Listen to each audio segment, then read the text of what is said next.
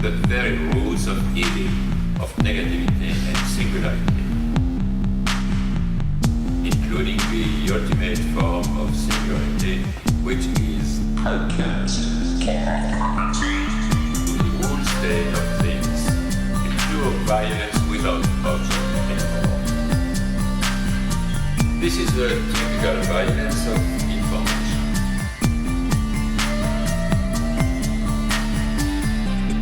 It's violent because what happens there is a murder of the real, the vanishing point of reality. Let's not have a misunderstanding here.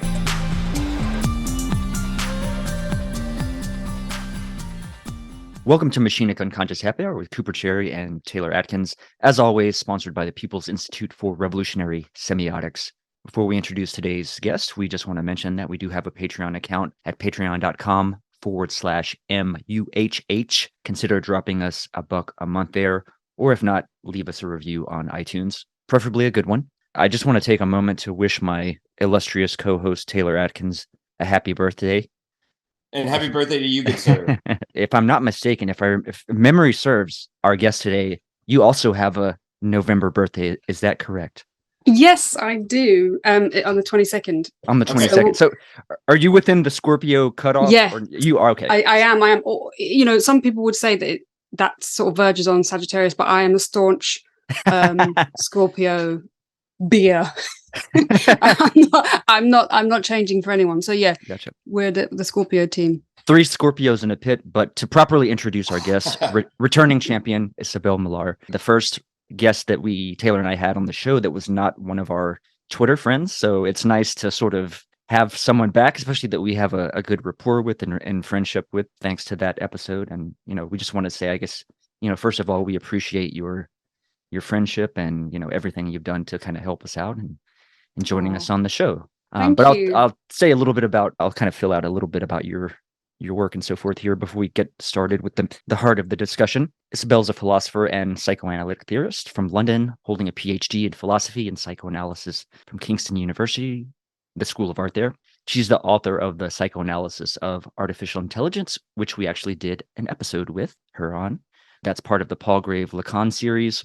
And she also is currently working on Petty Politics on the Government of Sexual Suffering, which will be coming out in 2023 from Bloomsbury. Currently, she's associate researcher at Newcastle University in the Department of Philosophy and a research fellow and faculty at the Global Center for Advanced Studies Institute of Psychoanalysis. Again, just a very hearty Machinic welcome back to you. Thank you. It's really great to be with you, and I feel very privileged that I'm spending time with you on your birthdays. So thank you, and happy birthday. I hope it's been good so far.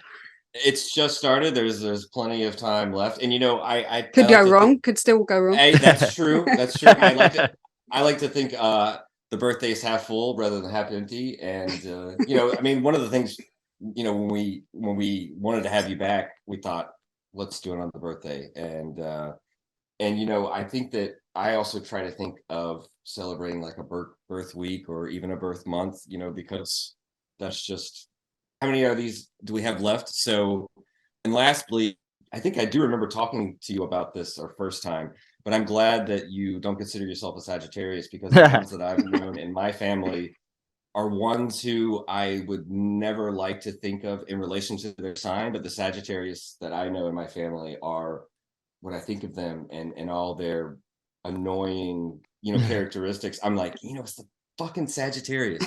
So I'm glad you're a Scorpio, even though I don't really believe in that stuff. My wife, she's the one that's always like, oh, well, that's just because she's a Sagittarius. I'm like, I don't know what that means, but I believe it now. I believe that. It's a good pseudoscience. It's one of the good ones. I'm keeping it. It's a lot of fun, and you know, so today we are going to discuss a work that you've recently, and you're still working on, but that you've shared with us. It's on the preliminary materials for a theory of the bombshell. So we're going to talk about the bombshell specifically in the recent, I guess very recent, right? In the past month or two. It's on Netflix now, which is Blonde, about Marilyn Monroe. But you could tell us a little bit about either the movie or your interest in it. You were telling us a little bit about it before we started, but just maybe tell us what piqued your interest in this and what made you want to write about this movie. Marilyn Monroe is obviously one of those figures that we all grew up with and was has just become part of our sort of iconography of womanhood or femininity or bombshellness or whatever. Actually, when I was younger, wasn't particularly interested in Marilyn because my sister, who's a couple of years older than me, absolutely loved Marilyn and was obsessed with her.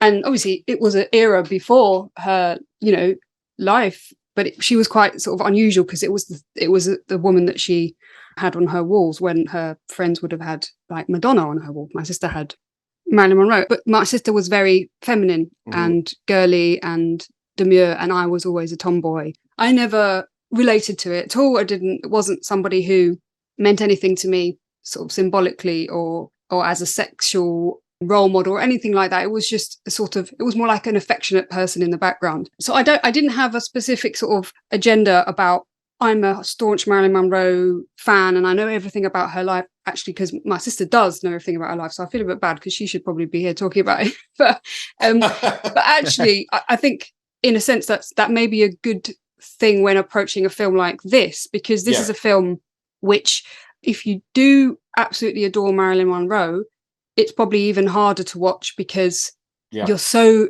protective over her and invested in her image. And for a lot of people, that is sort of inseparable from watching a piece of art, whether people want to say that film was a piece of art because they might think it's a piece of trash, but it's a film, so it's still a piece of art, right? Already when I saw people talking about, I'm not even going to watch this film because I'm outraged by what I think the film is. And a lot of people said that. In fact, my sister even said that. Sorry, Kirst, if you're listening to this, but you won't be listening to this, so it's fine. And I thought, isn't that funny? You don't even want to watch a film because you're afraid that it might ruin your image of this person. So already the film became this mythological thing about how you can besmirch our fantasies about somebody. Right. And because she is the sort of ultimate mythology, she is the ultimate dream figure.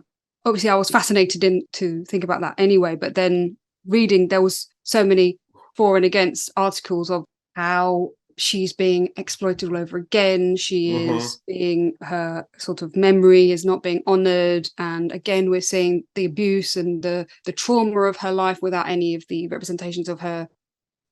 It's interesting your sister would have such a visceral reaction because it's about, I don't want to watch the movie because it's going to hurt my preconceptions, my fantasy is ruined. Yeah. But anyway, I just to reorient you, in case you lost the thread, which you may not have. But anyway.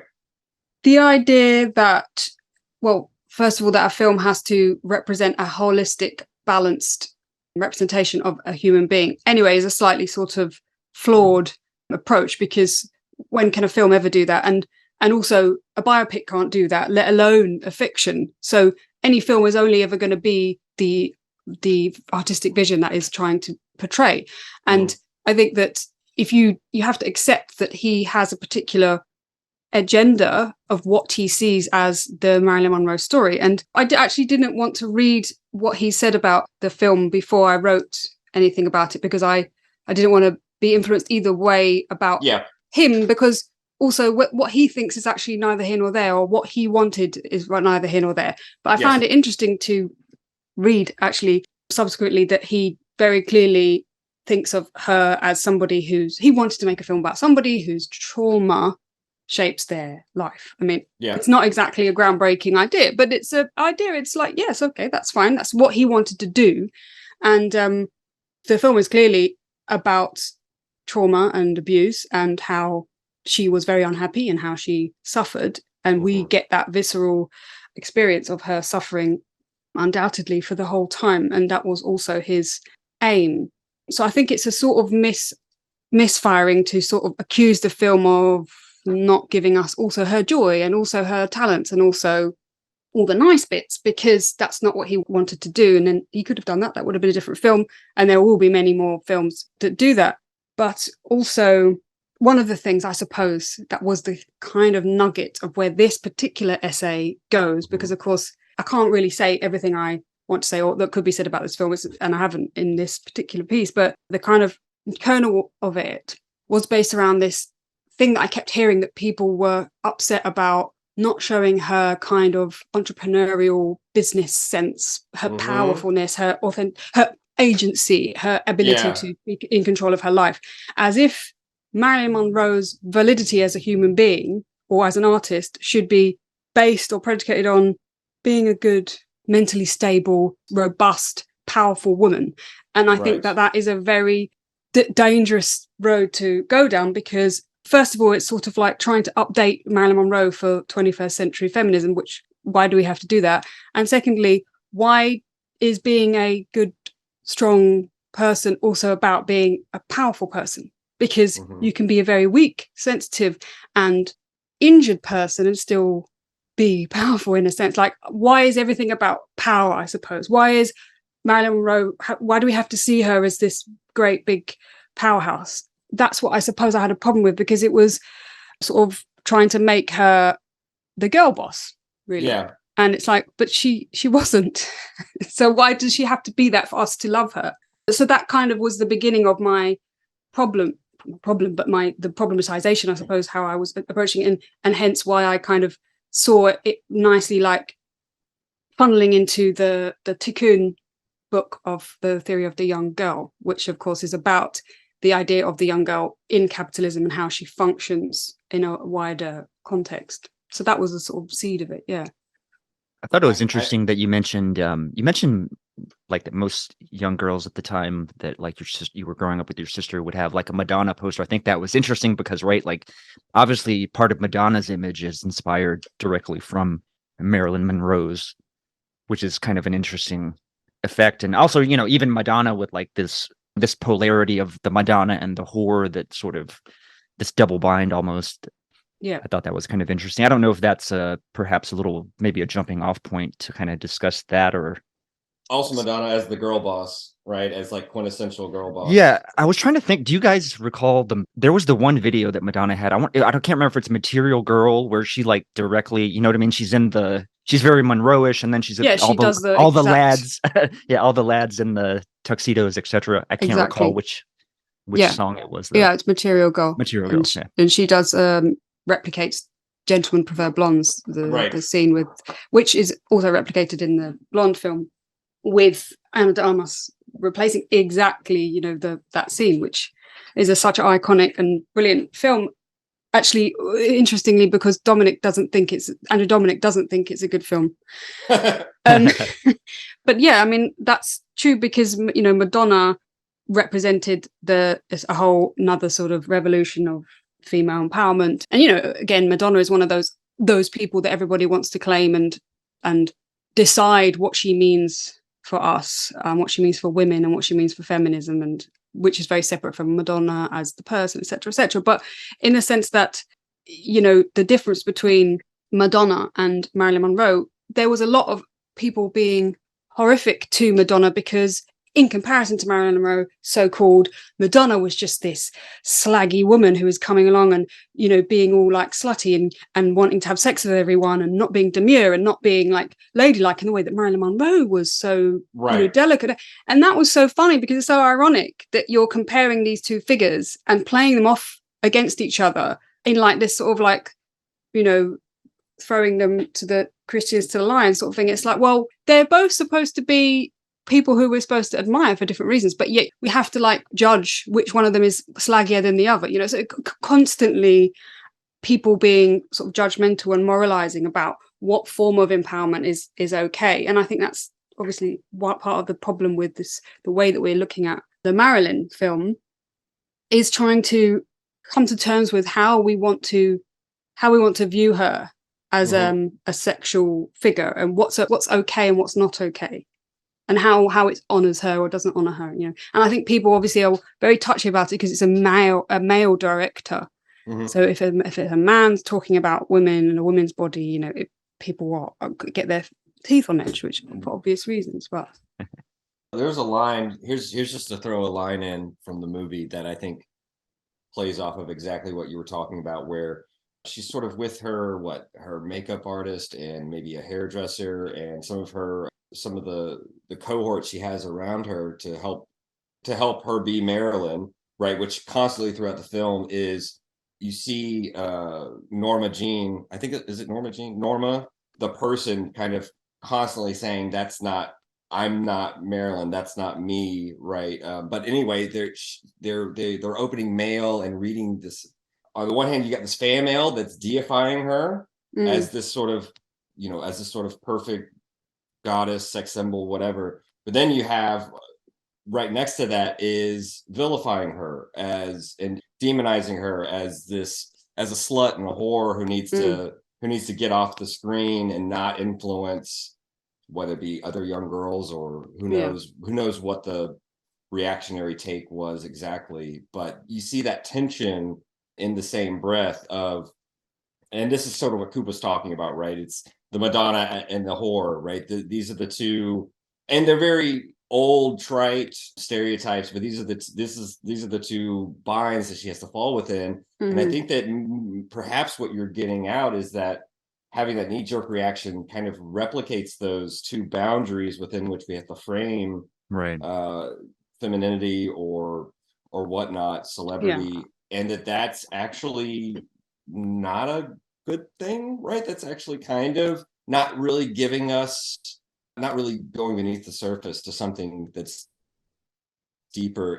And as you pointed out, that kernel of trauma allows us at least a lever to get to something past and beyond that old framework. This is a sort of eternal theme that is in feminist debate about how we are supposed to think about sexual liberation, what that means. And it's not a question that there is an answer to, for everybody doesn't agree on what is the current way that we're supposed to understand how women relate to their sexuality or how humans relate to their sexuality. And, the sort of idea that, making the argument about trying to represent her as a fully formed person who had lots of dimensions to her, and she wasn't just a sex symbol, or she wasn't just a glamour girl, or she wasn't a traumatized victim. Yes, of course she was all of those things, as every human being is lots of things at the same time. But the thing about Marilyn Monroe is that she was the archetypal image, and she exists in our collective memory as this image, and her image is bigger than her. It has a history and legacy that, not that I need to defend Andrew Dominik's bloody vision, but the fact is, he wanted to sort of tap into all of our fantasies about her and then kind of rewrite them, I suppose, and sort of say, well, this is what was perhaps going on, or this could have been going on. And the fact that all of that horror existed at the same time as all of that amazing, joyful, wonderful, fantastic talent is something which should make us chilled. It should make us think, fucking hell, we consume all of this stuff and we want it to be a wonderful, but actually, what is the price of that and what is the cost of that? And I suppose it's naff to sort of point out that, there's a darker side. Everybody knew there was a darker side, but I think some of the arguments are a bit weak to say. I just heard one just now, somebody saying what people need to remember about Marilyn Monroe is that she was a brilliant performer and her acting was, in different films, she acted differently. So fucking what? That's what all actors, if you're a good actor, then you act differently in different films. You have different personas. Everybody knows that. So it's I think there's a lot of people desperately trying to protect her. It's like, you don't need to protect her. And actually what's interesting is that that's one of the quotes I did see from Andrew Dominik, saying so many people want to protect her. And if you're desperately trying to protect somebody, it probably means the person you're trying to protect them from is you, because you're a bit too invested in their victimhood. Yeah. So I thought that was quite an interesting thing that he said. Yeah. And I do think that the film tries to show that she was talented, right? So, I mean, maybe you weren't paying attention, but I felt like throughout the film, it was trying to highlight in various moments of her life the fact that she had this talent. Now, one of the interesting things, though, is one of her first auditions. What was so interesting is one of her first auditions after we get the scenes of sort of about the traumatic kernel with the mother who's been institutionalized and, let's just say, mentally unwell, or however you want to put it, and then this absent father. We get the scene of one of her first auditions, and she puts on I mean, obviously the actress, what's her name again? I'm sorry. Ana de Armas. She kills it here. But what's interesting is she kind of went into a trance, if you will, doing this, and she snaps out of it and she says something like, you know, I can do it again. I'll be any way you want me to be. And you hear the directors or the producers of whatever film kind of saying like she's not acting. She literally is crazy, if you will, right? Yeah. And I thought that was an interesting way to sort of frame how she may have been seen by these producers who, you know, who she's just coming on the scene, just getting her chops, not yet a discovered, if you will, star. And is she acting or is she reliving this traumatic kernel? And I thought that tension and that being one of the threads of the movie was really compelling and forces us to kind of think about that kind of traumatic kernel that you brought up. I agree. And I think that another thing that I find strange is that the idea that he is somehow not a feminist or whatever, you know, I hate that's such a crude way of putting it, but that he somehow sort of doesn't appreciate all of the nuances about her. But I think it's so clear that he's a sort of sympathetic viewer of her, because, you know, you see how he's showing you like they treat her like shit, and he's not saying, isn't that great? It's like, you know, she was clearly struggling and no one would treat her seriously. And as you just pointed out, this kind of, oh, well, but she's not acting. That's just her. And that really kind of, I think, sums up something very fundamental about misogyny, about sexism, about women doing anything that can be considered skillful or showing talent, is that if it has anything to do with the way you look or your sex appeal or your aesthetic dimension, somehow it's less valid, or somehow it's impossible to tell the difference between whether it's good or whether it's just part of your sort of innate congenital, you know, God-given gift, right? So this sort of like the idea that in an actor, them just being themselves is less talented. It's really hard to be yourself, you know, as an actor. That's part of what an actor is. It's being able to emote and being able to show your emotion. So, you know, the fact that her as a female, a traumatized woman, she couldn't be viewed as talented because she was just doing her trauma. It's like, well, if a man came on and did that, then nobody would have said, oh, but he's just being a traumatized man. So already, I think it's quite cleverly sort of depicting how women are always sort of undermined, because it's like, well, but that's just her, or that's just, you know, it can't be a talent. And I think what I found interesting about it is that this sort of like constant undermining of her talents that keep saying he, but I mean that the film kind of does sort of shove in your face. And the fact that, you know, is very graphic, and it's sort of, you know, all of the horrible depictions of her sexual abuse and rape, and which are horrible to watch, but also they're kind of understated in the sense that they're just part of what happens to her. Yeah. She just gets up and she goes on, and that's the next thing, that's the next day in life. It's not even thought about, which is how it happens for most people. You know, it's just part of their life. They've got to get up and go on. And so I find that sort of quite more powerful in a sense, as horrible as it is. Yeah. Than whitewashing it and leaving it out as though it didn't happen. Yeah.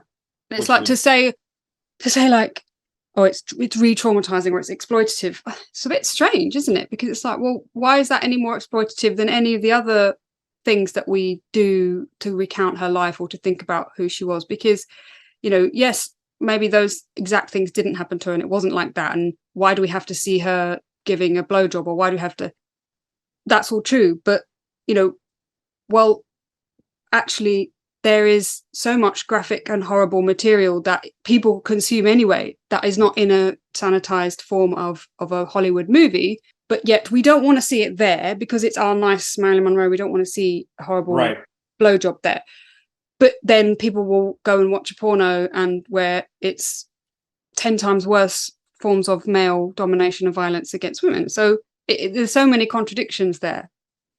There's a couple of things I wanted to bring up. One, well, maybe I should bring up the first.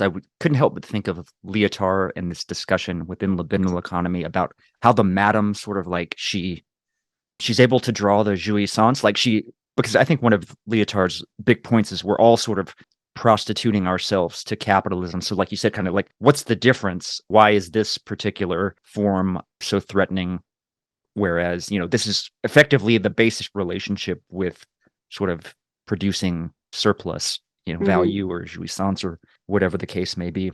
Secondarily, I'm curious to get both of your opinions as to whether I felt like Vertigo might be a strong sort of companion film with this, because I think it's dealing, or at least for your piece, perhaps, because it's sort of dealing with, I see a little similarity, and even going back to the AI book, with regard to, the way that Kim Novak, also a blonde, there's also the sort of biographical issue with Hitchcock himself and blondes and his blonde leading ladies and that whole sort of aspect of it too. But I mean, the film as well, I think, is capturing this sort of fetishization of the dead woman, right? And he sort of tries to bring her back through Kim Novak's character, like a hermetically sealed, kind of like a Barbie, the sort of masculine view of femininity. I don't know if that raises any thoughts, but the perfect blonde bombshell image, at the same time as being the perfect blonde, she's also this sort of vulnerable sort of deer, isn't she? She's like this little doe-eyed creature that, unlike a lot of those sort of female femme fatale blonde beauties, or sort of ice queen beauties, like Kim Novak even, or Grace Kelly, Barbara Stanwyck. She's the one. Barbara Stanwyck. She had this particular thing that women really liked, and that supposedly she wasn't just for the men's favorite. She was very touching for women, and that was something supposedly unusual about her that gave her this different appeal. So this sort of like idea of Marilyn Monroe actually using this, appropriating the image of the white blonde bombshell as a sort of literal shield against all of her childhood sadness, that she literally sort of puts it on, and it forms a sort of protective shell for her. The film is about, again, I sound like a Andrew Dominik fangirl, but I'm not, by the way, that he said, the film is actually about a child more than anything. It's not really about a woman. And he said, I relate to her as an unloved child. So I think if you think of her as an unloved child who appropriates this image, because essentially the beautiful blonde image is only ever an image, because nobody ever really looks like that, really, that sort of exaggerated look. So it can only ever be a facade that she puts on, because underneath all the sadness and vulnerability. So it's hard then at the same time to sort of say that it's an exploitation of an image, because an image sort of by definition is infinitely exploitable. That's the point of it. I think that's, otherwise why would we have them? Why would we create these sorts of beautiful shields, which is, to bring the Lacanian sort of aspect in, is that beauty is only ever this shield from the real, from the traumatic impossible. That we have, we're so obsessed with beauty because it's somehow the creation of some sort of harmony or some sort of calculation of perfection gives a sort of distance between us and something impossible or painful or horrific, I guess. I'm remembering from Lyotard as well, this discussion comes with he's looking at, it's Madame Eduarda, which is, I think, in Klosowski, one of Klosowski's novels. And just to sort of bring back up what Coop was saying, there is this sense in which Lyotard is showing how she's demonized because as a prostitute, she's also getting enjoyment from the act rather than it being purely a monetary exchange. And so sort of problematizing our own relation to capital, and how there is, for example, in one of the most famous parts of the book, this notion that the English, industrial worker gets off on the sort of exploitation and degradation of their bodies. And that's where that's the troubling aspect, so to speak, is getting off on our exploitation. And I think that there are these scenes in the movie where it's not just where that's not necessarily the accent put on, where that she's getting off on her trauma, but she does use some of that. For example, there is I forget the movie that she's filming because I don't know her catalog, but there's in one of the scenes she's acting, she's got a razor blade to her neck, right? And right before that, she's wringing her hands, which I do think is interesting as a metaphor for what some of the commentary about the movie has been. There's been a lot of hand wringing based on her own fantasies, but she's reliving. She's sort of, what I loved about the scene, just to think about the psychoanalytic dynamic, is she visits her mother. Her mother doesn't recognize her, and her mother's wringing her hands, and immediately it cuts to her doing the scene, and she's using that, or she's unconsciously absorbed that mannerism of hand wringing. And I didn't have a point, I guess, there, but just saying that this, again, kind of, I suppose part of this, it was, I said to you kind of last night rewatching the film, I said, they keep kind of putting the Oedipal relation forward, but I saw it as a lure, right? I saw it as not necessarily the dominant reading, or that we're supposed to just see Oedipus in her, say her abandonment by her father. She starts to, what she calls, I think she calls DiMaggio and Arthur Miller, her husbands, she calls them daddy, right? There's this putting right in front of us, really hitting us hard with this whole Oedipalization. I wonder if this plays into her being both innocent and a bombshell at the same time, this sort of bundle of contradictions, if you will. But yeah, I wonder if you saw some of that. Again, it could be Dominik's view. It could just be, a lore, as I said, but this Oedipal way of treating the. Yeah. I mean, she famously said that her sort of fantasy was that she would be in a bar one day and her dad would walk in and she would seduce him, because obviously she never knew him, and she was desperately wanted to have his love, approval, acknowledgement, like any child would. So, I mean, obviously you can sort of take that and be completely, Freudian about it. And I think that the film obviously does play with that theme, and that it's sort of inevitable. But at the same time, it's kind of almost, it's so obvious that it's like, well, yeah, of course. But in a sense, I don't even think, I know people are saying, oh, well, they're just showing her as sort of a girl with daddy issues who wanted a baby and didn't get a baby. And it's like, well, yeah, but I almost think, but that's sort of so by the by. Of course, she had daddy issues, like every person would, and every person does to a greater or lesser extent. But anyone who grew up without parents would have daddy issues. So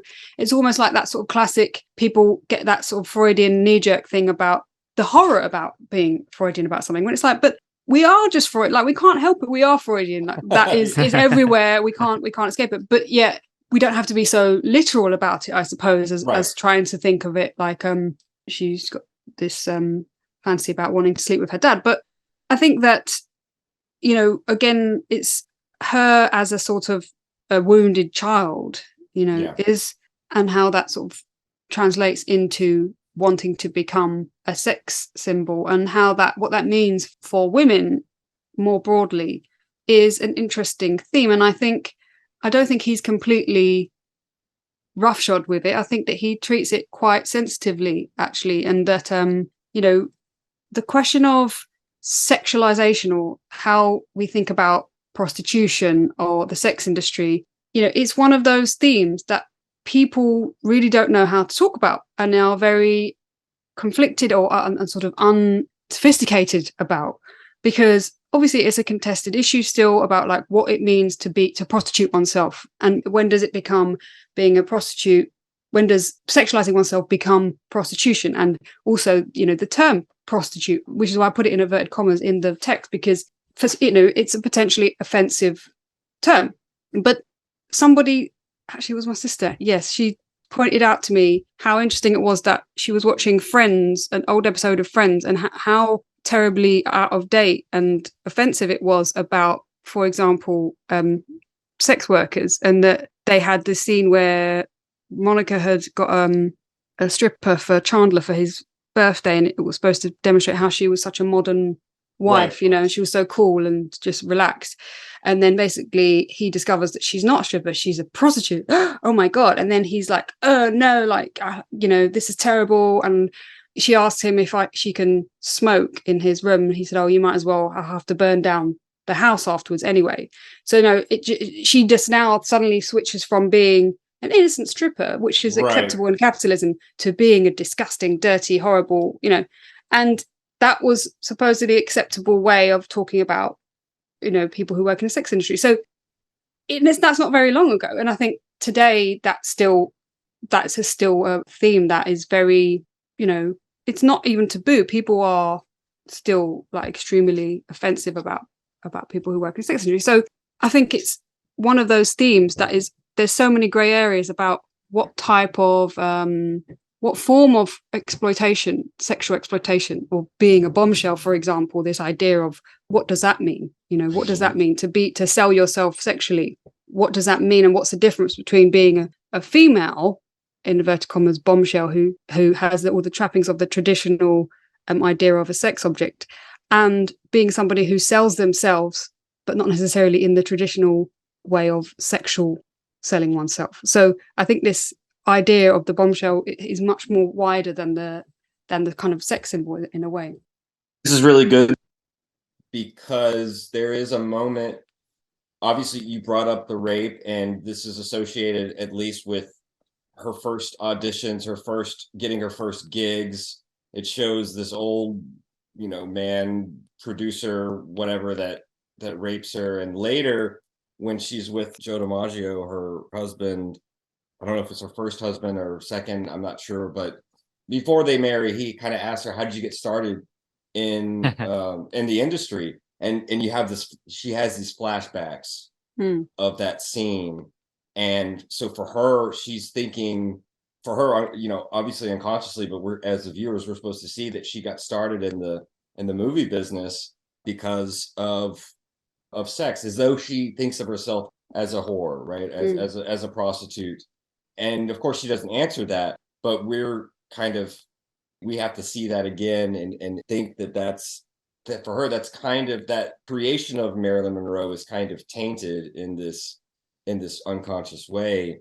And I related that to the way that you brilliantly start your essay in describing the bombshell, which Coop has up for us here, as you write that a theory of the bombshell would attempt to conceptualize the bombshell as that which, in contrast to the entrepreneurial self, which we've already discussed a little bit, as that which embodies the explosive existential potential of Monroe as a fatherless, motherless being who gave birth to itself. And I love that way of phrasing it. And I think that there's a moment when she's talking with Charlie Chaplin Jr. about, when he says, talking about her lack of a father, or her father being absent in her life. And he's saying, you know what, that's a good thing, because we know we're juniors, where, it's, what does he say? He says, you didn't have a father, you're free, like you gave birth to yourself. And I kind of thought that was a brilliant way of starting your essay, in focusing on that aspect. And so maybe we should talk a little bit about that in terms of sort of how you see that fitting into this theory of the bombshell. The idea of being fatherless and motherless, but at the same time, the sort of looming Oedipal Freudian threads all through the film. But she is a sort of orphan, and the kind of the freedom that you have if you don't have a sort of parental figure is obviously a sort of also quite a negative freedom, because you don't have anything to kick against. So she could do potentially lots of different things, but she was always brought back to looking for her father, or for being traumatized by what had happened to her with her mother, supposedly. This is obviously a film. We don't know exactly what happened to her, but this is obviously why the essay goes in the direction of bringing in Deleuze and Guattari, because the sort of anti-Oedipal nature of the possibility that she could have had as a human who gave birth to this whole new person, basically, and yet she was still sort of like being territorialized all the time Right. by other forces that kept bringing her back down to this very sort of Oedipalized vision of this sort of phallic object, which she ultimately succumbed to, because that was what made her so sad. You know, she was so sad because she couldn't ever quite get out of this having to be this object, and all the times that she had a little bit of a glimpse of trying to do something else, it seems that that was just completely extinguished. You know, we don't know, obviously, whether she did kill herself, because there are other opinions about whether she was killed. But clearly, there were lots of dangerous forces at work, whether they were other humans or just her own psyche, that what made her a sort of explosive force that actually imploded on herself. I sort of like the idea of the explosiveness of the bombshell, because I was thinking about this, you know, in relation to the theory of the young girl, which, as I think I said before we started recording, that the reason I liked that book is because it's sort of it's a series of eminently quotable fragments, and every line is a sort of very compact sort of conceptual idea about this, the concept of the young girl, which Tiqqun sort of gives various different definitions of, but all of them kind of are so redolent and immediately tangible about what they're trying to get at. And they're not just sort of theoretical fragments, they're bits mostly from women's magazines, that showing up all the kind of strange contradictions of how this young girl is actually the sort of central nugget kernel of capitalism, and is sort of the sort of keystone product of capitalism, in the sense that, you know, the young girl is constantly the thing that knows her value and is constantly trying to barter herself on the market. She's a, you know, eminently perishable quantity that is going to run out of date quite soon, so that she has to find a buyer. And but at the same time, you know, it's a very entrepreneurial idea, because the young girl is a consumer first and foremost, because she has to constantly make herself desirable and desired, and desires other things to buy to make herself. So it's quite a simple idea, but it's, once you get it, it's very nice to see all the different ways that they kind of identify so many pernicious and awful tropes that have just become part of culture. And like, you know, you look at every teenage girl around and you think, bloody hell, like, yeah, you know, and ourselves, you know, all of us are young girls to a certain extent, in the way that we are victims of that. So, you know, the young girl doesn't just mean actual young girls, but it's about what young girlness is in terms of the victims of capitalism that we all are. And so I was thinking about what would be the end point of the young girl? What's the supposed goal of it? The goal of the young girl is to be the bombshell, but the bombshell is a kind of like self auto-destruct mechanism that capitalism sews in to the process, so that you'll all run to try and be the bombshell, and the one who gets to be the bombshell self-destructs. Just when you get to being the top, then you explode, kind of thing. So this is sort of impossible machine that grinds you out. And you can see why I immediately thought of Deleuze and Guattari, and I immediately wanted to kind of think about the sort of much more abstract machine of how you construct something like a bombshell, and how that plays into, as this essay talks about, like the question of faciality and the question of the sort of whole semiotic system that goes into the creation of something like a bombshell in capitalism.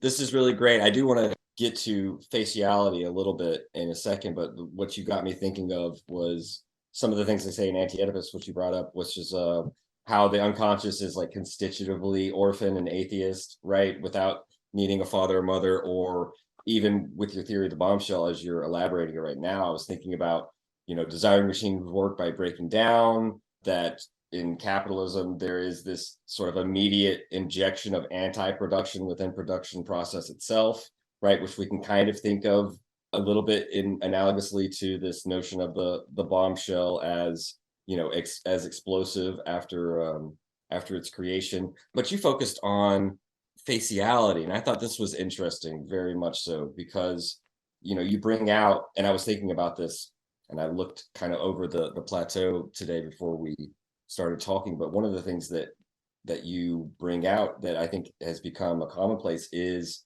obviously her faciality. One of the traits has taken on a proper name, that beauty mark. We have a name for, it's just specifically like if you can get a piercing in that side of your cheek.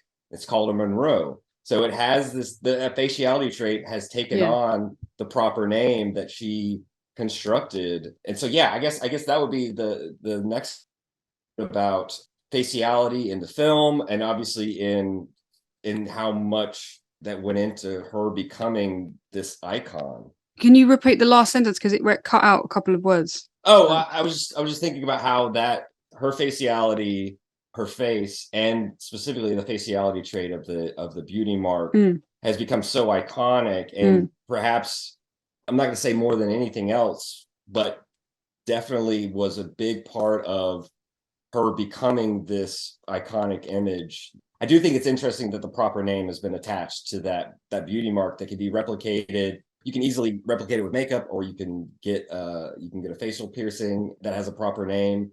That to me was the thing that I kept thinking of, is how many I've dated girls that had Monroes, and that's just, it's become so common to think about that faciality trait as embodying her essence. So this is something that got me thinking when you were discussing this question or this aspect of the film and of our memories of her, of our fantasies of her, is this dimension of the face, if you will.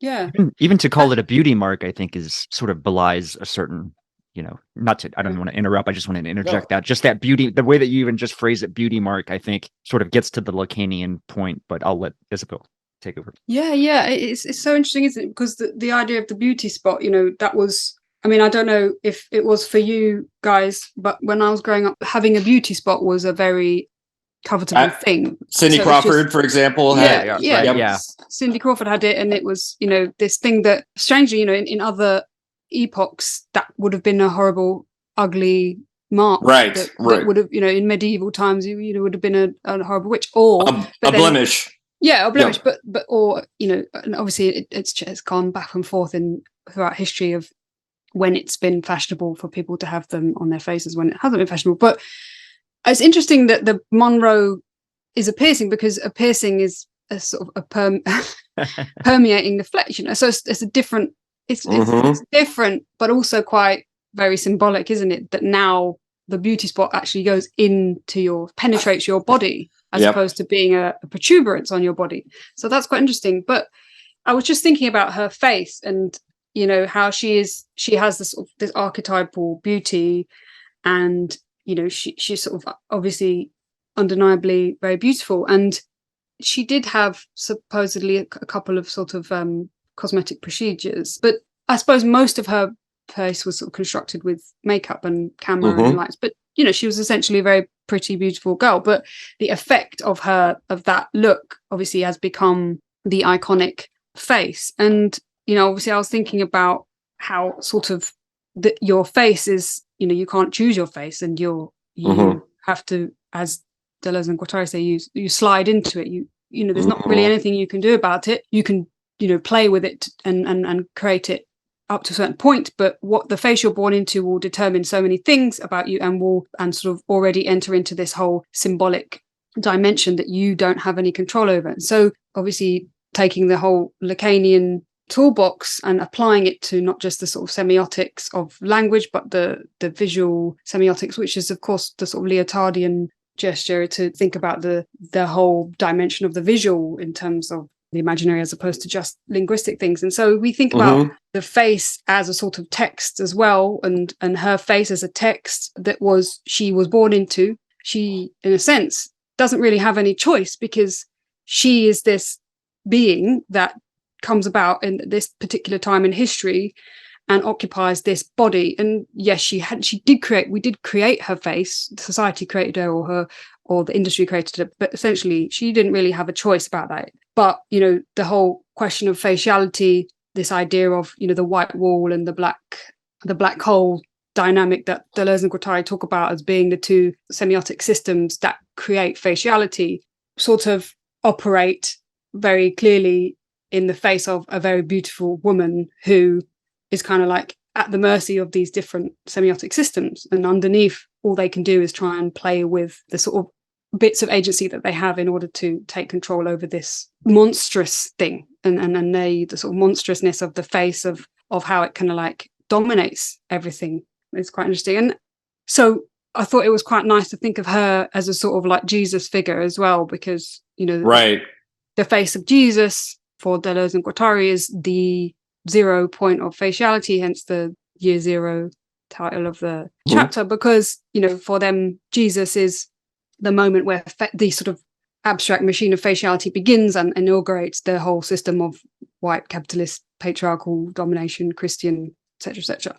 And a sort of like analogous idea of Marilyn being this kind of like sacrificial face that represents so much, you know, represents so much about femininity, about whiteness, about Americanness, about, you know, what it means to be a child versus a woman, and, you know, growing up, how you make that distinction between a vulnerability and sexual availability. So, you know, she has all of these semiotic systems operating all the time on her face. And when you start thinking about her like this, it becomes, you know, you sort of think, God, you know, there's this human being behind that has to work through all this stuff. And so I suppose I just found it interesting to think about this beauty spot as like a kind of a black hole, you know, that she basically gets sucked into. It's, you know, her beauty is so overwhelming for her that it sort of consumes her and sort of pulls her back into it, sort of a vacuum. Yeah. So I was going to kind of connect, because you bring up in the essay a little bit about Kim Kardashian. And since we're on the topic of faciality, I thought it was rather interesting that she's sort of playing with this legacy. But what I think is really interesting is that, and I don't know if you were intending this specifically or not, or if you'd seen this phenomenon of Kim has been wearing the masks, like the baklava masks, a lot lately for whatever reason. Have you seen this? I don't know about that. Sorry. Oh, interesting. Let me pull up an example. It seems like it's been over the last maybe year to 6 months. The balaclava. Right. Yeah. So I think there's just kind of interesting relative to, you know, there's a lot of this is wrapped up with Marilyn because, you know, obviously Kim wore the dress, the Marilyn's dress to the Met Ball was the most recent Met Ball. So there's that aspect. Obviously, she's been that sort of like figure of our sort of contemporary, I don't know if you could say Marilyn Monroe, but whatever. She's like the sort of idealist, the idea of the bombshell in our contemporary era, down to, I think, even, this is a side point, but just to go back to kind of a little bit of a discussion of the young girl, I was just thinking about, I had heard that in terms of linguistics, young girls are that's the group that sort of drives a lot of the way that speech actually like affect, like your actual affect. So the proliferation of something like vocal fry, for example, which is interesting because I've noticed this too. Like, you know, we spoke to Graham Harmon. Graham Harmon has like this Midwestern affect that I don't even think this accent, I never run into this accent. People our age have vocal fry. Like it's undeniable. You know, you can always kind of tell. I can always tell when I'm editing and there's someone who has a unique speech affect. It sort of stands out. So that's a lot to parse, but I just thought, let me even pull up a picture of Kim, because this might be something interesting to discuss relative to, you know, faciality, etc. And when I was growing up, just as Coop types this in to speak about the young girl's mode of speech, mode of expression as being one of the dominant motivating forces for linguistic change is because I thought sorry, go on, sorry. I was like balaclava or baklava, because she said he said baklava, but I was thinking about when I was growing up, it was the Valley Girl mode of speech that was which another bombshell, Paris Hilton, kind of helped to make that, even though it was popular before her, she kept it alive longer than maybe it should have. It's really interesting, isn't it? Because there's too many exciting things that I want to respond to that you just said to me and showed me. One at a time. It's all good. Well, there. First of all, the kind of thing about the Kim Kardashianization. You know, she is now this sort of she is a sort of the archetype, but what she's kind of like an algorithm, isn't she? And I think that what's interesting about the face now, because we're more able to sort of, everyday people are able to, well, I say everyday people, but more than, you know, not just film stars, can do stuff to their face, and young girls get fillers and change their faces essentially. But it's such a phenomenon on Instagram that people look the same. And, you know, there is a very recognizable face that, you know, that has done the things that you're supposed to do to your face to look a certain way. And obviously Kim Kardashian was one of the first people that started that, and all of her sisters and stuff. But I thought it was quite interesting to think about how the sort of standardization of the face, it has a sort of opposite effect of beauty in a sense, because the more you try and approach the perfect face, the more you sort of iron out any sort of contingency or idiosyncrasy that could be beautiful. So actually Kim Kardashian then putting a whole balaclava over her face is perfect because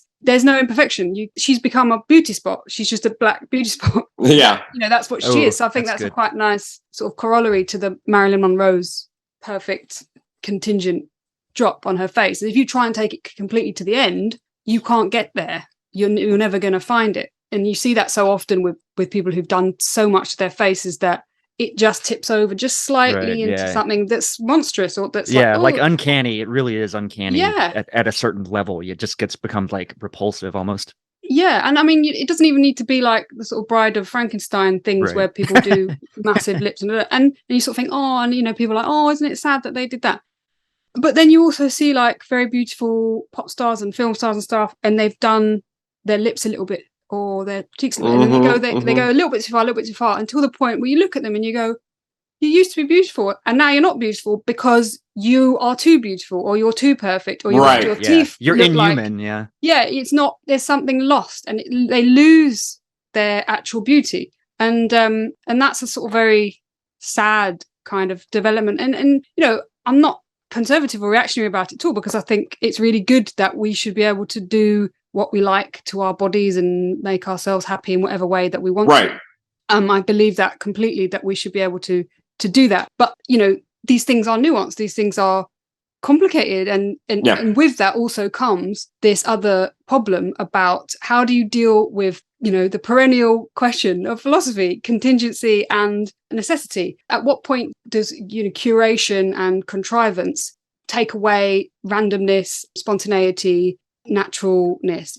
Those kind of questions are always in play, and there's no simple answer. There is no, I don't have an answer. I'm not saying women should not do anything for themselves to make themselves look different. Absolutely not. But it's also very alarming that so many people grow up feeling that they're not good enough, they're not beautiful enough, and they do everything that they can to change themselves so that they can be okay, or so that they're not hideous to people. And so the whole question of dysmorphia is very interesting. I don't think that Marilyn Monroe actually ever had dysmorphia. I don't know. I'm sure someone can correct me, but I don't think one of the things that she suffered from was a lack of confidence. But maybe she did. I don't know. Are you familiar with the Giga Chad? Do you know what I'm referring to when I say Giga Chad? Giga Chad. So it's like the meme. I'll pull it up. It's a meme. I mean, because I think this is an interesting corollary to like this kind of faciality, this kind of inhuman, like this sort of aspect of like, perfection in scare quotes. I was just thinking about this in terms of faciality, because it's almost like this ridiculous, him. That's Giga Chad. Yeah. I think I went out of him actually. But oh god, it's awful. This kind of approaches like that same sort of inhuman limit, right? That kind of limit of in the uncanny valley sense. And I was also thinking the fact that you quote one of the quotes that you bring out from Deleuze and Guattari is, it would be an error to proceed as if the face only became inhuman beyond a certain threshold, close-up, extreme magnification, recondite expression, etc. The inhuman in human beings, that is what the face is from the start. It is by nature a close-up. So it's interesting just that for them, the face is inhuman from the start, which has to do with something perhaps beyond the scope of discussion today, right? You brought up it's the fact of the interface between the semiotic system of signifiance and the semiotic system of subjectification, and how the face literally sort of becomes this absolute deterritorialization, which raises it outside of the organism. That's just like in the nutshell. But the point being, there's this interesting part where by continually modifying and modulating the face, what's uncanny about it is that it forces us back into recognizing and realizing that the face is inhuman from the start. Yeah. Maybe that's part of it. That's the uncanniness that I'm confronted with your own sort of like terror at your own sort of inhumanity. Interesting. Yeah, exactly. Like basically, it shows you the lie of the idea of any naturalness in the first place, as if our faces were just these natural things, but they're not. We slide into them, they're created, they're constructed, and they're sort of synthetic. And that's sort of the sort of Lacanian way of thinking about the creation of discursive systems as being the only thing that actually makes us human is this sort of unnatural system of language that we are born into, and actually there's something inherently inhuman about that, because it's a machine that sort of imposes itself on us, Right. and discourse operates on the face just as much as on anything else, and the face is really the part of the body that is overcoded by all of the discursive systems that basically stand in for every form of semiotic system, so that you can't, once you see a face in something, you think that's the funny thing that they're saying, isn't it? It's like, it's not that you're humanizing it, it's actually, it becomes unnatural, it becomes strange. So like it becomes something, separate from our actual being. And so they're, it's sort of like the man in the moon, or the sun. Well, I was thinking, did you see the other day the smile on the sun's face? I'm just trying. Yeah. Oh my God. Okay. All right. Something brilliant though that I think Taylor, you caught this about. I love this idea of the face as a user interface, because that really goes to, Isabel, you were gesturing towards this idea of like, this sort of user interface for the social. And in that way, it's already structured in kind of, the medium is the message, almost, to draw in sort of a McLuhan point there about the face. Is this like, the face is the medium, right? And the message, in a certain sense. What they say, and I think you quoted this too, or part of this, which is about how some certain semiotic systems need a face.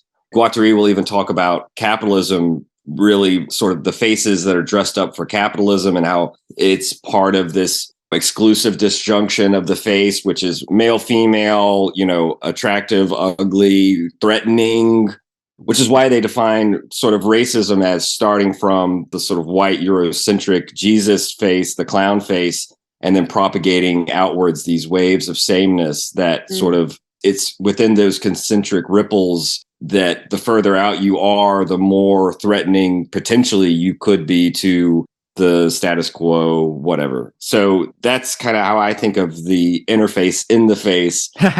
What are your thoughts on this, Isabel? Because you brought out some of this brilliantly in your essay. This is interesting too, just real quick, to think about like the T-800 in the Terminator film, right? Because it's like the face is skin, you know what I mean? It's this thin layer of this veneer, this user interface is required to participate in the social and like interact without causing this terror that would ensue if sort of the inhuman really burst out.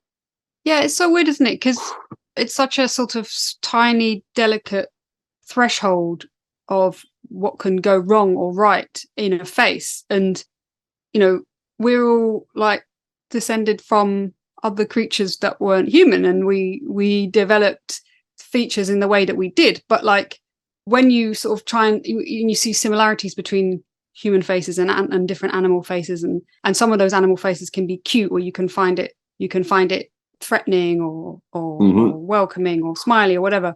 But then if you think about it, it's like there has to be some thing that started our ideas of what is the right sort of face and how we should interpret a face in the right way, because it's not random, and which is why it's very powerful, I think, the way that D&G used the face of Jesus Christ as this sort of like 0 point of where everything has to be judged in relation to. It's not that there's different types of faces and or for example racism exists as a in-group, out-group, but rather the degrees of divergence from an archetype that is acceptable. And that's also interesting because that comes up a little bit in Roland Barthes of the face of Garbo, of the idea of the sort of Platonic ideal of a face, which is not even a particularly female face for him. It's a face that kind of has this Platonic form of, sort of graceful divinity. It's very sort of reminiscent of the Jesus,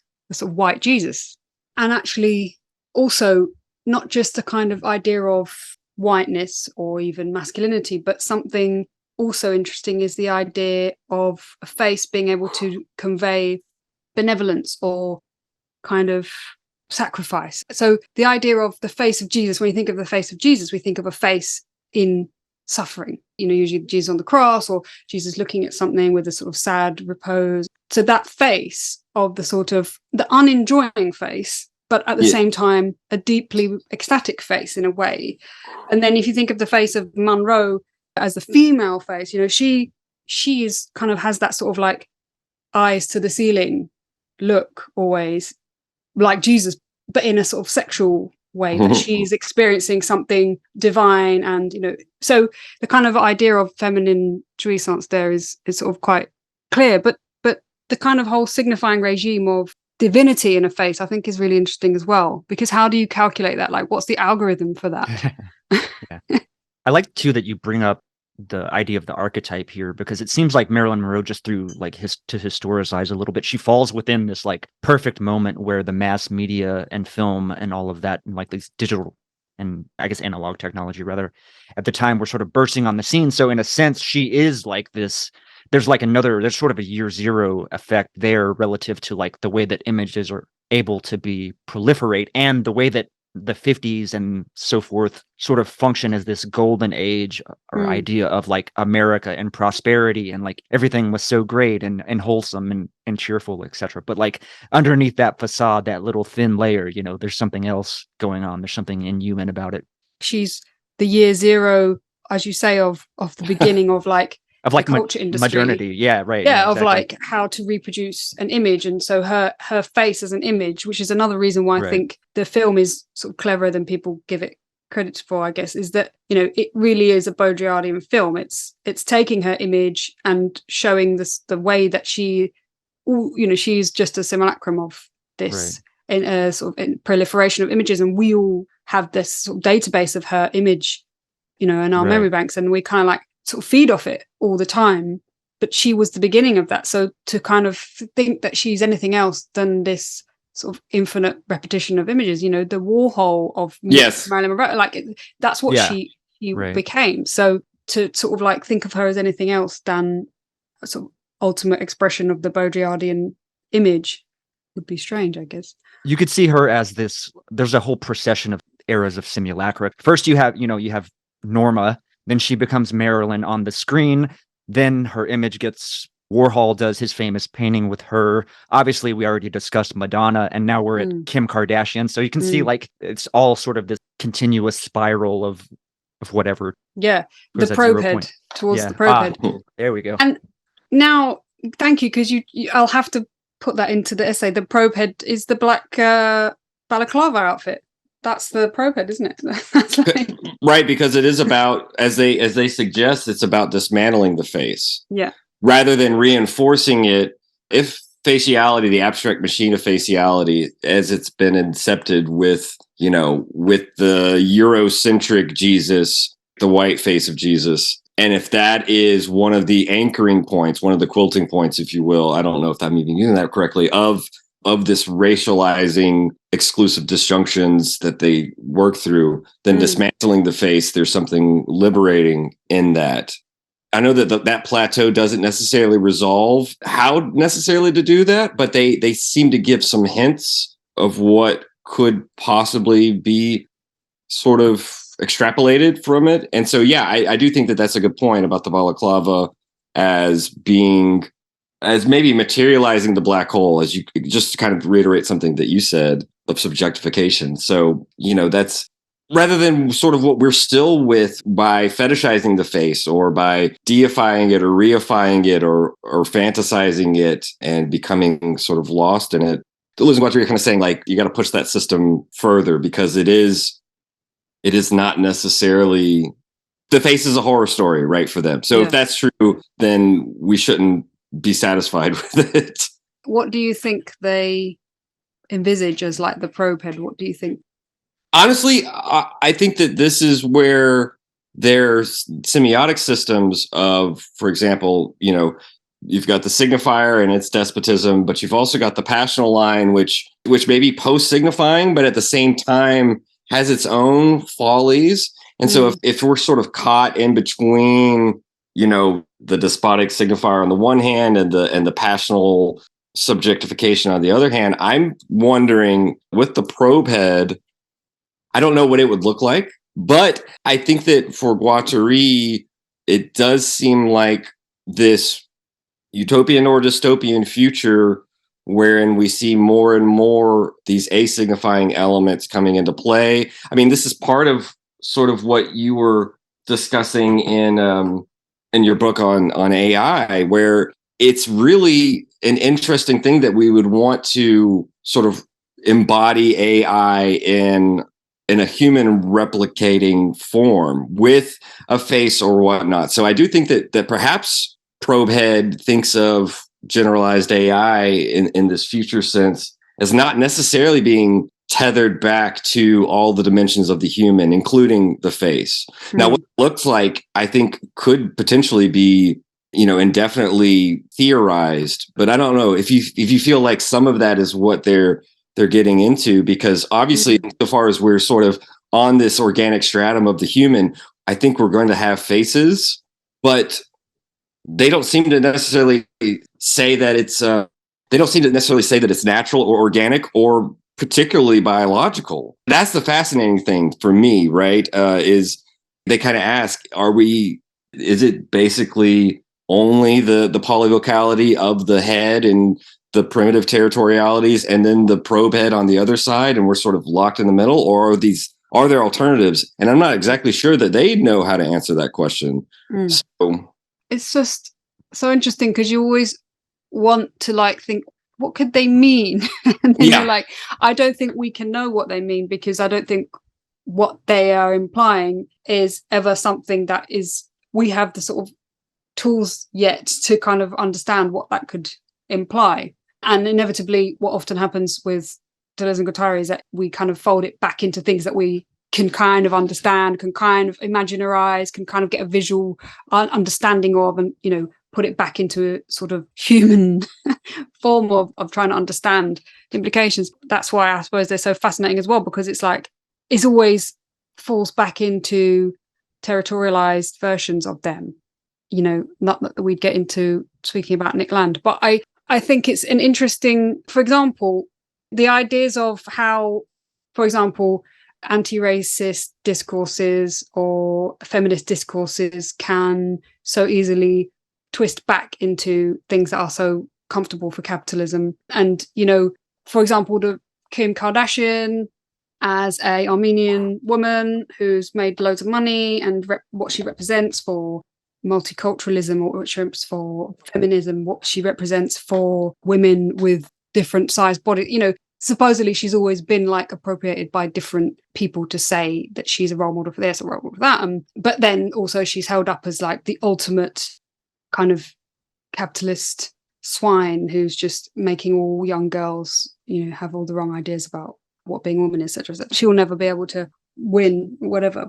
But it's quite funny that she has to be, that whole idea of her becoming a sort of balaclava, the kind of algorithmic nature of her particular Eurasian features, because she kind of has this sort of undefinable type of face that could be lots of different races. And that sort of effect of the sort of Instagram face, which melds so many ethnic features into one sort of replicable, acceptable version of not quite white, not quite black, not quite Middle Eastern, not quite, all of these things that then become a sort of very marketizable product. And, it has the effect of both very good things, because getting rid of whiteness as an ideal is very good. But of course, then, you have this medium, which also becomes a totalitarian form of perfection, of you have to be just this spot in the middle that is, not too black, not too white, not too Chinese. So of course, that in itself becomes its own form of tyranny.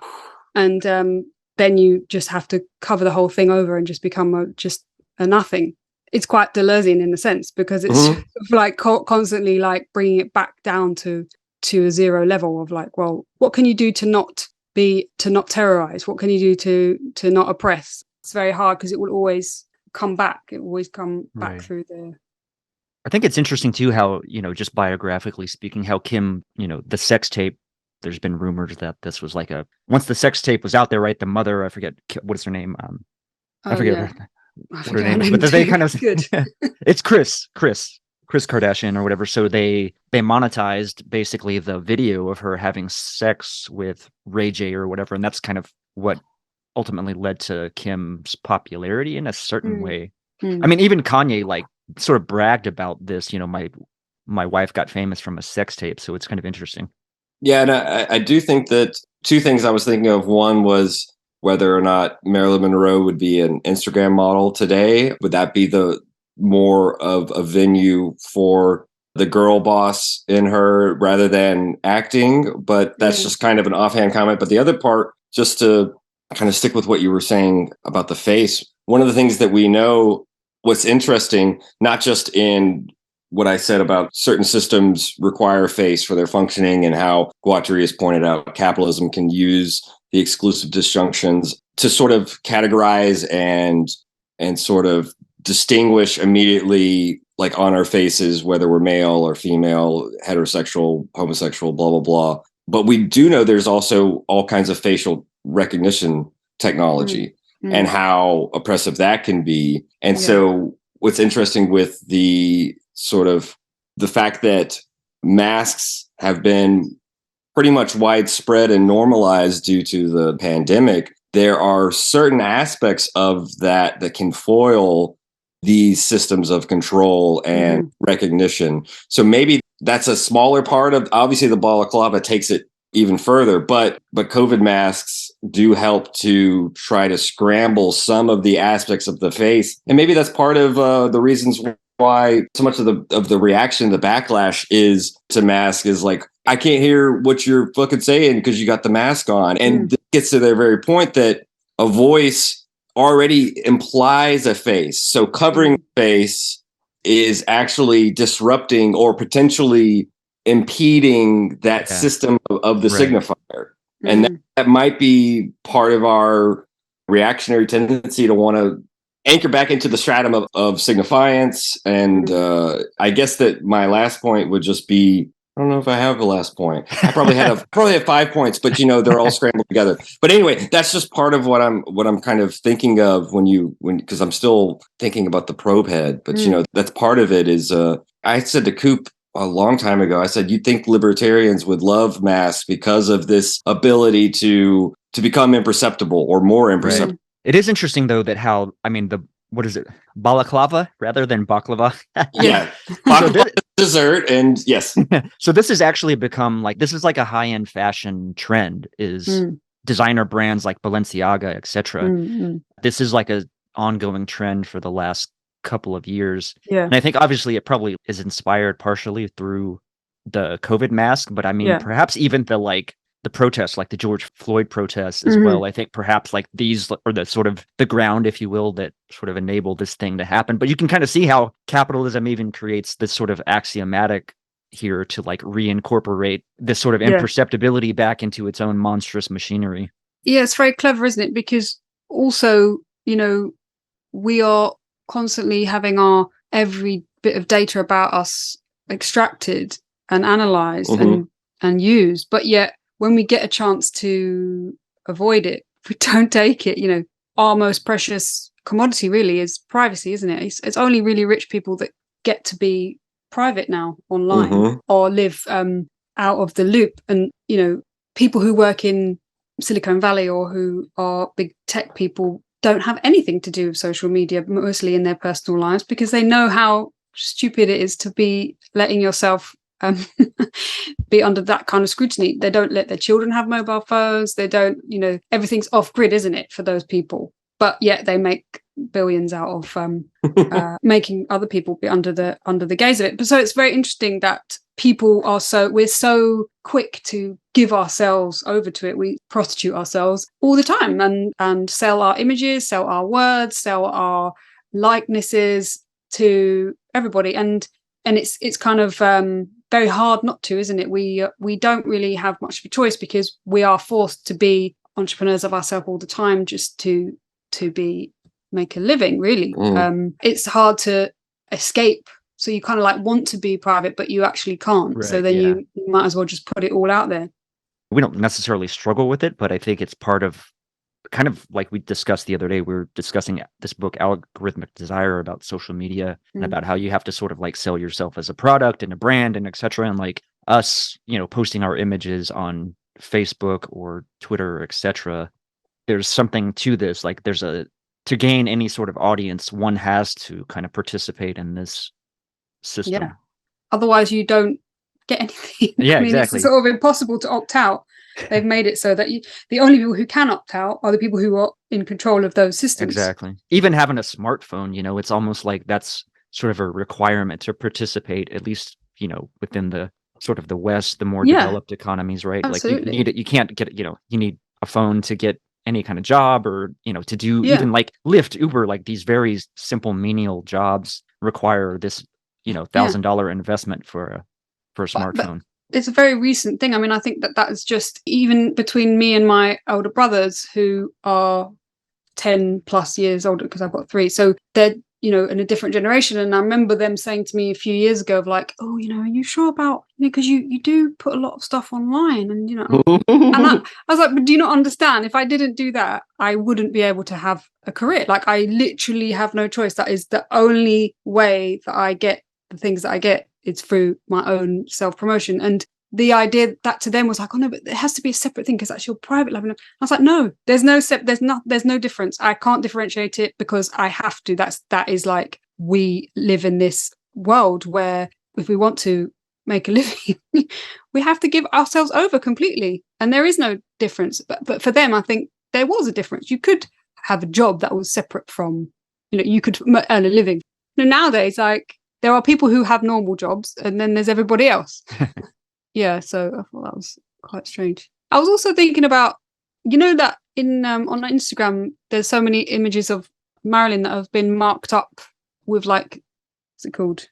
Photoshop.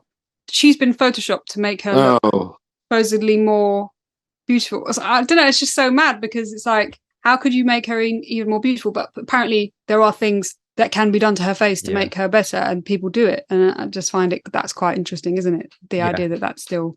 I would imagine there's some type of symmetry or like algorithmic symmetry that you can apply that would sort of construct this ideal angular face or what have you. Yeah, it's mad. It makes sense that it would be manipulated and, that would become its own sort of form of satisfaction and sort of... If, as you said, the Instagram filter is omnipresent and can be applied to any image or any photo, these filters obviously could be applied to other faces. And I wonder if that filtering, whether or not it exacerbates and meshes us even deeper back into the faciality machine, or if that could be pushed far enough to eradicate or to dismantle the face as they suggest. I wonder if the filter could be sort of tweaked and instead of perfecting the face, which I think is... Have you seen these bad smoothing, like that smoothing on? Do you know what I'm talking about? No. With Instagram smoothing? Yeah, let me show you an example. But that would be my suggestion too, is perhaps the filter can be sort of used against itself, not just to distort or to refine, but to dismantle the face, which is their call. They're called to dismantle the face. And I don't know if that's in our immediate future. Well, the sort of surreal idea of the face that they have at the end, I put it in the text, but I really like that quote: "If human beings have a destiny, it's rather to escape the face, to dismantle the face and facializations, to become imperceptible, to become clandestine, freckles dashing towards the horizon, hair carried off by the wind, eyes you traverse instead of seeing yourself in, or gazing into those glum face-to-face encounters between signifying subjectivities." I thought that was a really nice quote, like it's sort of Dali face of like all different bits of running away. I thought that was a really nice... I think it's the image of that. This is one that Guattari talks about, and I think it's in Anti-Oedipus. I think it's in Machine Gun Conscious, and I think it's in 1,000 Plateaus, where they talk about in Proust. There's this encounter with, I believe, Albertine, and she kind of almost explodes into a cosmos, into this cosmic kind of like stardust. Her face kind of just like fireworks going off or something like this. And I think one of the interesting things that Guattari, and this might be really Guattari's thing more than Deleuze, but I'm not going to try to distinguish. But, he, as an analyst, I I think of, for example, Freud's way of trying to situate the face in the analyst and analysand relationship. For him, he took it as a rule that you don't insert at the face of the analyst screws up the free association of ideas. That's why you seat yourself behind the patient. And I don't know if that's still in practice or if even Lacan practiced that, but I know for Freud, that was an axiom that the face of the analyst is going to impose itself, whether as an object of fascination for the analyst or just in any reaction they give, it's going to fuck up that free association.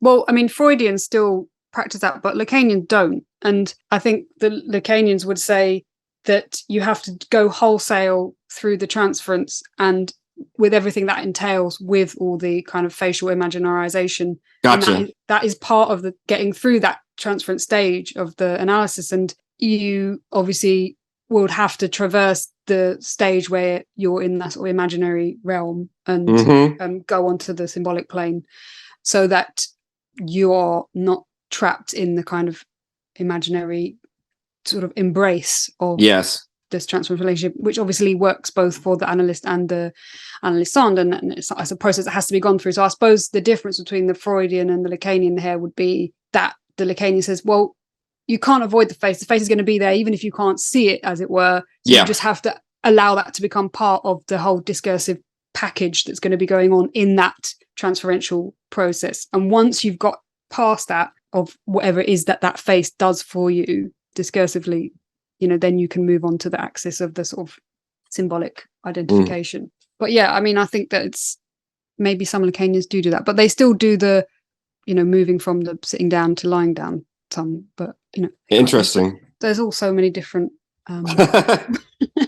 ways of doing it, isn't there? So one last thing on this point was, I know that somewhere they make this offhand comment about one of the characteristics, and Deleuze and Guattari make this offhand comment about one of the characteristics of psychosis is this inability to recognize faces, even one's own face. There is there's like a strip alongside the brain. I would have to look again, but there is a specialized part of the brain for recognizing faces. Which is an interesting biological specialization and adaptation of the brain. I was thinking kind of with their call to dismantle the face, if part of that is still this schizophrenizing aspect of the work. Yeah, absolutely. And it's true, because there is that thing that can happen that you lose the ability to, like, a face just doesn't register as a face at all. But I mean, the idea that that particular configuration of objects means something, you can impose a meaning on it. And of course, like, it's a sort of little microcosm of like a whole historical leading up to, isn't it? Everybody's face contains within it everybody that came before them, and every historical moment, period, ancestor, comes into being in everybody's individual features. So I suppose the only way that you can ever escape the Oedipal antecedents is to completely dismantle that, because that's, I suppose, the sort of treasure trove of all of those objects, isn't it? The signifying battery of signifiers that the face entails is very oppressive. I was thinking about this idea of like of looking at oneself in the mirror on psychedelics. I don't recommend looking at your face on acid in the mirror, Don't recommend it. I've never done acid, but also what is it, DMT? No. Yeah. I think any of those psychedelics will sort of DMT. Yep. What's the make one your that face a horror almost to look at? Yeah, and what's that one that kind of like makes you experience sort of spatial and temporal things in a completely different, like you see whole like new dimensions of. I've heard people talking about their experiences with it. I mean, DMT does that. DMT. Ketamine does some of that. But yeah, your brain is supposed to release a dose of DMT like upon death or something like this. I mean, really? Supposedly. So I think that there is some things of that, and that's with ayahuasca, the South American brew, they take DMT from the bark of one tree, and they take an MAOI from a vine, and they mix those together. And so you, instead of having like a 5-minute DMT trip, it's extended over 8 hours, and that's part of their own. They have rituals involved with that and all that. But yeah, I mean, this is looking at yourself in the mirror on psychedelics is disorienting and can be frightening and can be one of those frightening parts of whatever you want to call it, ego death, or, you're scrambling the signifiers to a certain extent. But, I guess that's exactly the point, is that the face is meant to anchor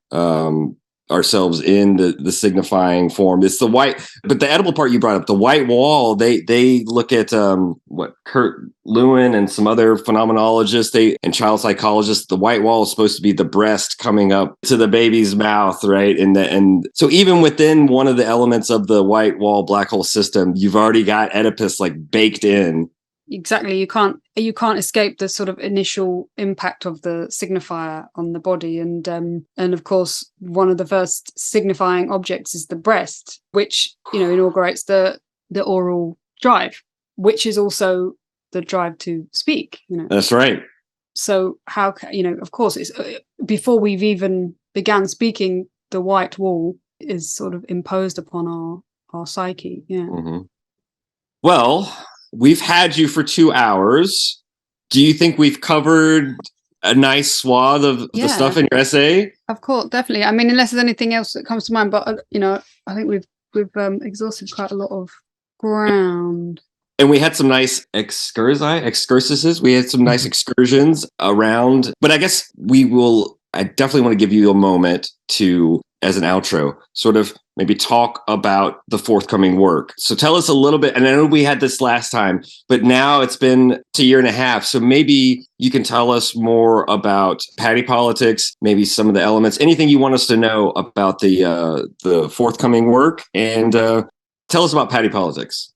Patty Politics, obviously, as I think talked about last time we spoke, is a sort of concept that emerged through my last book, and it was a thing that I realized had a lot of potential to be developed into more different directions. And the last book was about artificial intelligence, but for anyone who's read the book also, they'll see that it's not just about artificial intelligence. It's a way of thinking about lots of sort of questions that I'm interested in around psychoanalysis and philosophy, and it was a sort of testing ground for lots of ideas and film as well, and sort of cultural theory as well. So Patty Politics kind of takes some of these theoretical threads, psychoanalytic ones, but also biopolitical ideas and ideas to do with the body and sex and suffering and body modification and capitalism and all the kind of themes that were coming up in a lot of the chapters in the book on AI, and because I wanted to sort of explore some other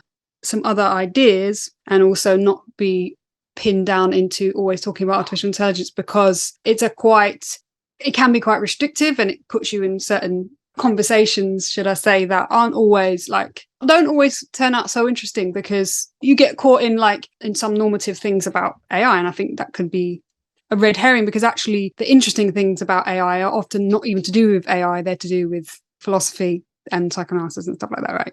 Patty Politics is going to be a book of lots of different essays, but interconnected in the same way that I suppose that the AI book is as well, because they're kind of self-contained in a sense, even though it's still a thesis. And this just chapter that we've just been talking about is a sort of very preliminary part of that book, but the book also deals with lots of different thinkers, not just Lacan, but Virilio, obviously Deleuze and Guattari, Lyotard, Baudrillard, Adorno. So it's a kind of French theory and German critical theory and film and all nice juicy things. So yeah, I mean, basically I'm putting that together now, and it's just stitching lots of things that I've been writing and working on together into different new things. And this conversation has been really helpful, actually, because I obviously, listening to you guys with your D&G knowledge is very, very useful to me. So thank you.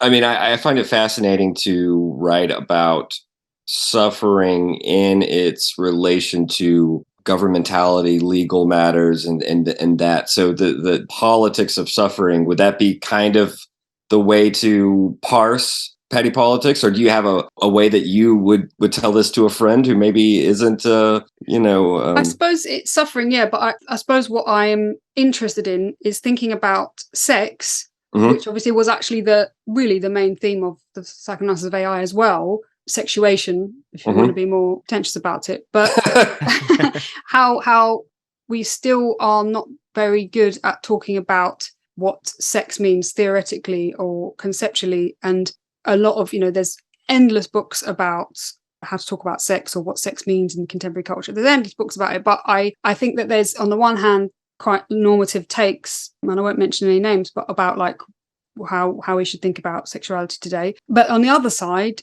there is a lot of kind of like very obscure sort of abstractions about sex in Lacanian terms that maybe don't really give much tangible flavor to what it means in practical terms.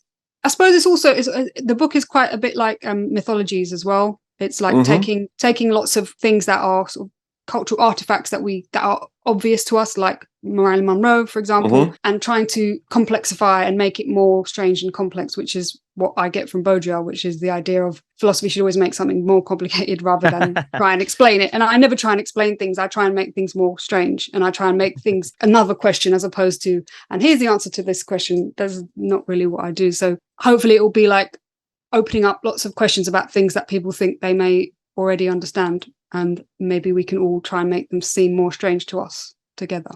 That gives it an artistic and poetic side, because I think that there's a part of poetry that tries to derange our relations to natural things. The other thing is in the opening crazy chapter of Anti-Oedipus, they talk about Michaud's schizophrenic table when they talk about it as a de-simplified machine. So this notion of de-simplifying maybe is another way of saying complexifying without it sounding like it has to be pretentious, right? It's exactly. Yeah. I like that. De-simplifying. That's yeah. So definitely take that and run with it if you can fit that in. And I do think that likening it to a book like Mythologies, you're in good company, right? If you're doing something like that, I think that's going to be eminently fascinating for a wide audience. So obviously, open invitation to come back in 2023 when the book is out, and that way we can have a wider variety of things to talk about. But it was interesting. I mean, talking about Marilyn Monroe, we got to be talking about a lot of fascinating things. Exactly. So I think that if anything, if that can be a part of her legacy in a weird way, then that's something to be happy about and celebrate. And we're just, obviously it was a blast. I can't believe it's already been 2+ hours, but I enjoyed myself. Coop, I won't speak for him, but I think he looked, it looks like he's been having fun. Great. Me too. It was really, really fun talking to you. I mean, I'm just very happy that you went to spend so much of your birthday with me, and I think you should go and have a drink now. Well, it's 1 p.m., so I'm going to wait. I'm going to have wait a bit. I'm going to have some more coffee, and it's noon where Coop is. I'm going to have some coffee and some lunch, but definitely there will be libations later tonight. We're going to let you go, Isabel. Thank you for spending time with us, and we're going to stay on and just we're going to talk about future events. Recapitulate ourselves. Yeah. All right, guys. Well, have a really lovely birthday, and I'm going to go and drink a toast to you now. Excellent. Cheers to that. Cheers. All right. Take care. Bye. Bye. Bye. Once again, this has been the Machinic Unconscious Birthday Hour. Signing off. The very roots of evil, of negativity and singularity, including the ultimate form of singularity, which is alchemist. The whole state of things, the pure violence without object anymore. This is the typical violence of information.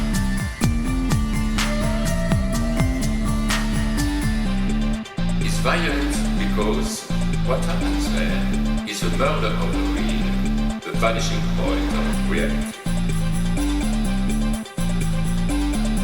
Let's not have a misunderstanding here.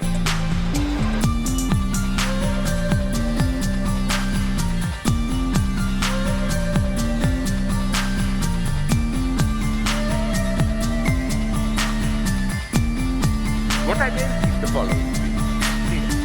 With nothing left but recycled, whitewashed, lobotomized people, as in Clockwork Orange.